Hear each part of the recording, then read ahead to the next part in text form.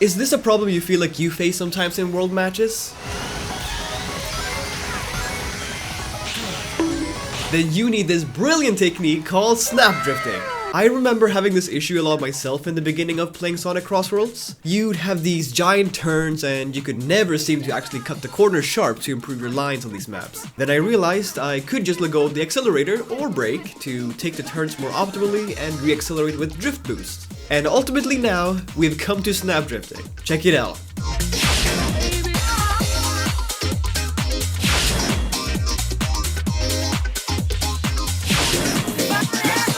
What is snap drifting? I think it explains itself in the clips, but it's basically just a more efficient way of taking tight turns without having to slow down, and lets you keep your momentum in a race. It can be pretty situational and isn't going to be your fast pass ticket to first place, but it is very useful in situations where you need your ultimate charge to pop, but you might be in an unfavorable situation, so snap drifting would be your way out.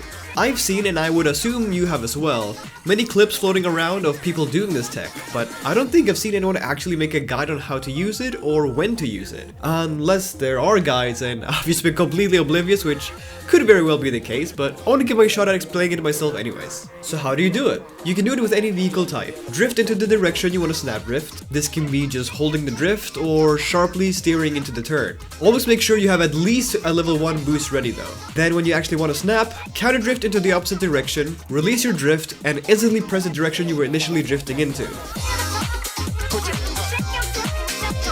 This will make your vehicle take turns sharper without having to slow down at all. As for when you should do it, like I said earlier, it is pretty situational for things like dodging boom boosts, anvils or slides in a turn, cutting corners quickly obviously, and so on. I've also tried studying it a bit, and I do believe that the angle of your snap drift depends on how sharp you were drifting before you did your counter drift. So you could not touch any directional inputs at all and do a soft snap drift, or turn sharp into a turn and do a sharp snap drift. I should also mention that snap drifting doesn't work in boat or airplane segments. Not that there are many segments where you'd want to use snap drifting anyways, but just figured I'd let you know. As for maps where this can apply in a race, here you go.